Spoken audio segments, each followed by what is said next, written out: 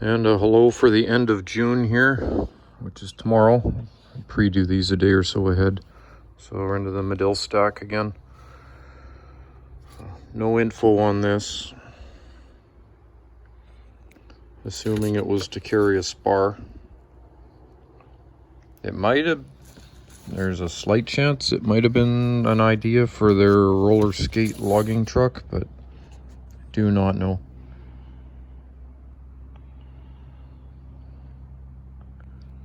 These are big 8x10s.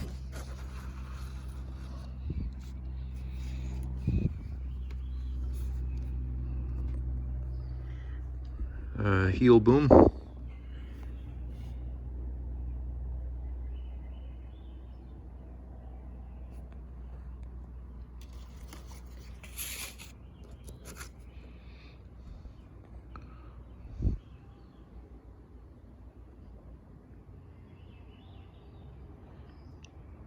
That would be, oh man, is that an 046?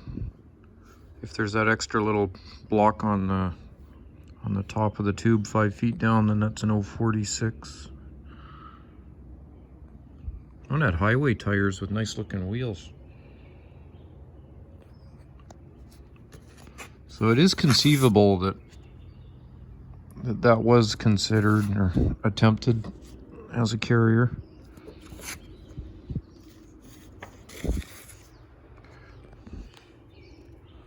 Man, that is a contraption. Good grief. That's like cat log and arch tracks, like Heister High 10 tracks. With a little 2-drum yarder on there, mobile spar.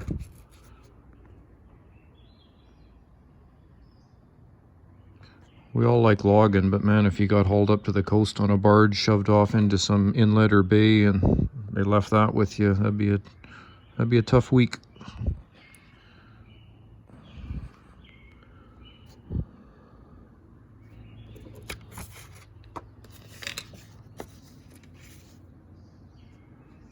Well, this might confirm some of that theory.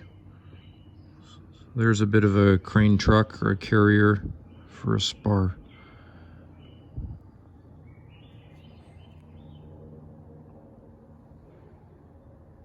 September 1959.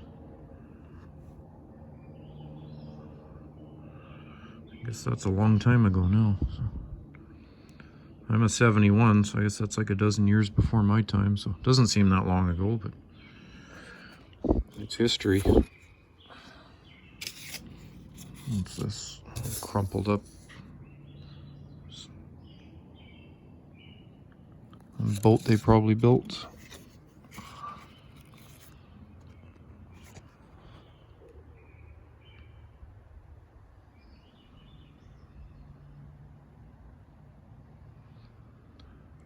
Hard to tell. That could almost be a Kenworth with that body line through the back of the cab and the door. And I believe the Kenworths go back to the 1930s. This would probably be in the 50s, where they'd take a 25-year-old, some sort of used up surplus truck, and create this Frankenstein yarder system that hadn't been invented or tweaked ever before. And it was starting to go through its growth and design.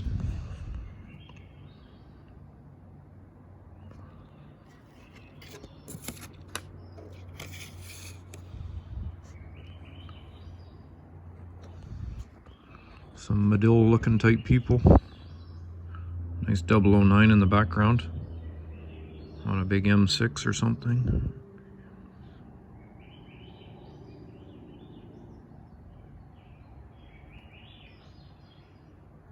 Man, what an innovative company. A lot of respect for them. They didn't have anything to go off of. Not like they were knocking off somebody's product. They were starting from zero. Now that's not a Madill. It says TW Mackenzie logging on it. Obviously not a Madill, but it'd be fair to say that they might have built the loading front and the boom for it. Might have. I don't think there was no info on the back. One of a Chevron truck.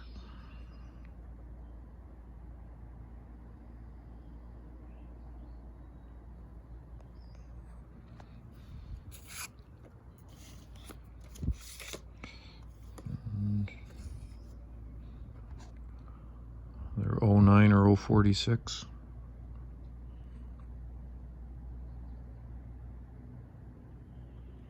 These would have all been taken in Nanaimo at the plant.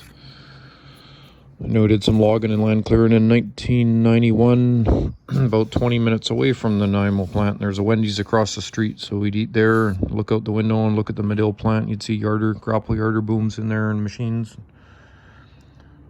Not something you'd ever thought would quit, but we still have the same amount of acreage here, hectares or acres in BC, and we still have lots of forest, but for some reason we don't need to build yarders anymore. So yeah, these are repeats. These pictures are a whole bunch of the same one.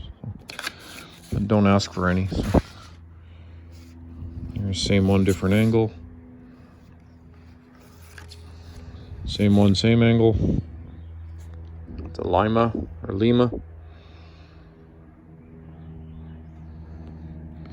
Early line loader. Pre-snorkel era.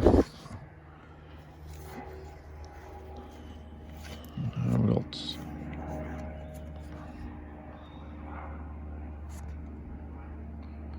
That's pretty archaic looking, that one. Can you see where the cab is if it has one?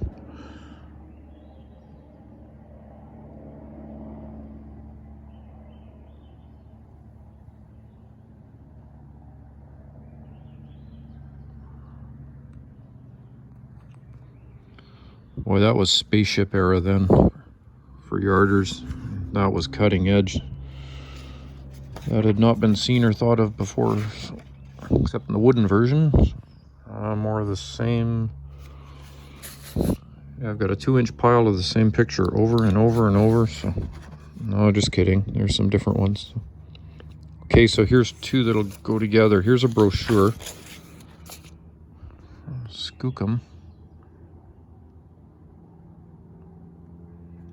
So they're featuring this piece here, the end attachment, the heel. See the little mechanism to unhook the tongs?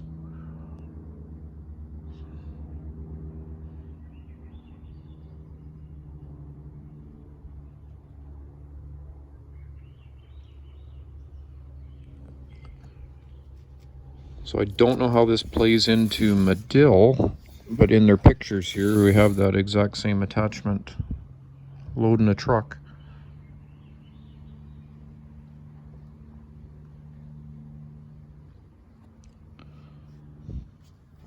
Here's another one of it. Unless they knocked it off. I mean, it's not identical to the picture here.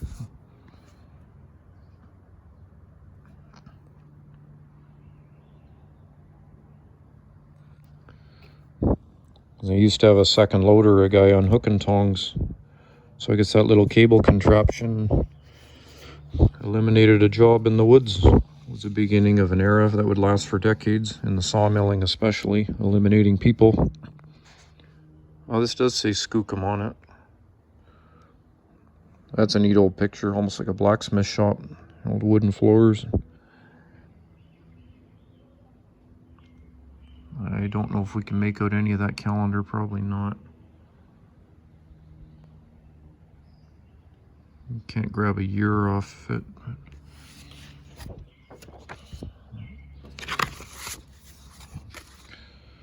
And what else here?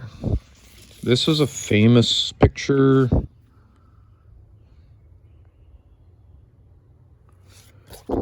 This one on a brochure cover. And here's the brochure. Here's the inside actual cardboard cover of the brochure. So this was the picture took for it, for the Madill 044. Before it was called a grapple yarder, it was called the, was it the yarding crane? Grapple crane or yarding crane?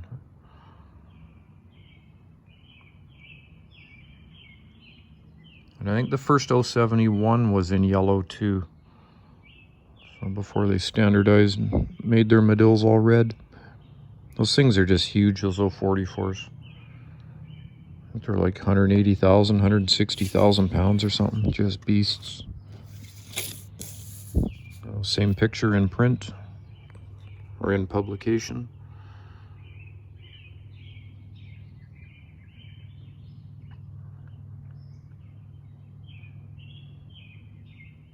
Not sure of the year. Something says 1967 to 69, sort of like the Camaros, but I think that's when this stuff was coming out. And we'll finish up with this spec sheet. Still lots of pictures to go. But when they're done, they're done. So if you read and memorize this, you'll be a vintage 044 grapple yarder expert or aficionado.